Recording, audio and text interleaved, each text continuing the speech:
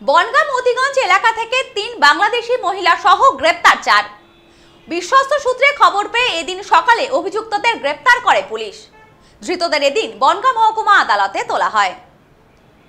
বর্তমান সময়ের কথা মাথায় রেখে সীমান্ত এলাকায় বাড়তি সতর্ক সীমান্ত রক্ষী বাহিনী। বনগাঁ থেকে বসিরহাট বিভিন্ন সীমান্তবর্তী এলাকাগুলিতে বাড়তি বাহিনী মোতায়েন করা হয়েছে।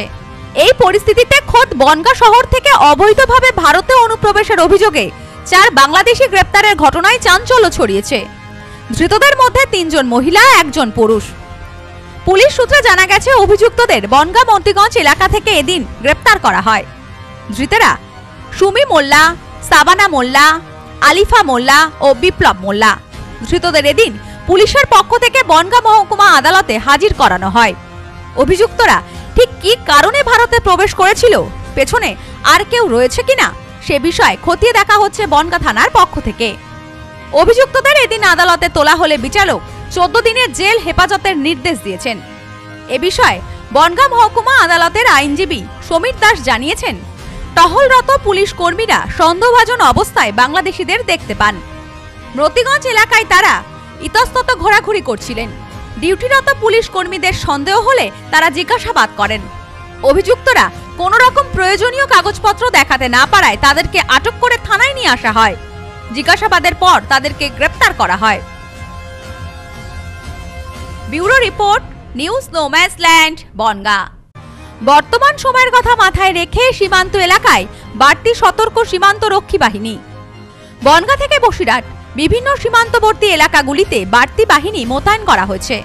এই পরিস্থিতিতে খোদ বনগাঁ শহর থেকে অবৈধভাবে ভারতে অনুপ্রবেশের অভিযোগে 4 বাংলাদেশি গ্রেপ্তারের ঘটনায় চাঞ্চল্য ছড়িয়েছে। ধৃতদের মধ্যে 3 জন মহিলা, 1 জন পুরুষ। পুলিশ সূত্রে জানা গেছে, অভিযুক্তদের বনগাঁ মতিগঞ্জ এলাকা থেকে এদিন গ্রেপ্তার করা হয়।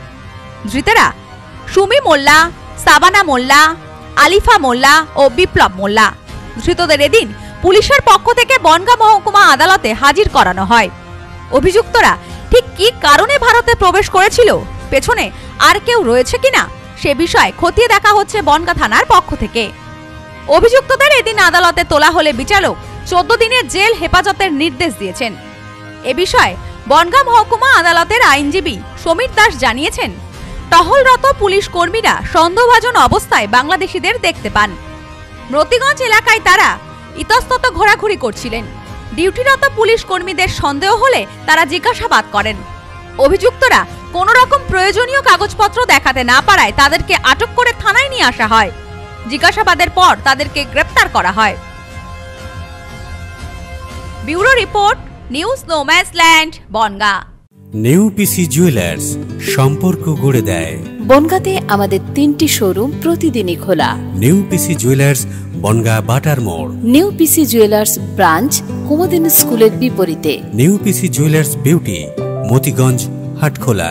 আমাদের এখানে সোনা কিনুন পেপারের দামে।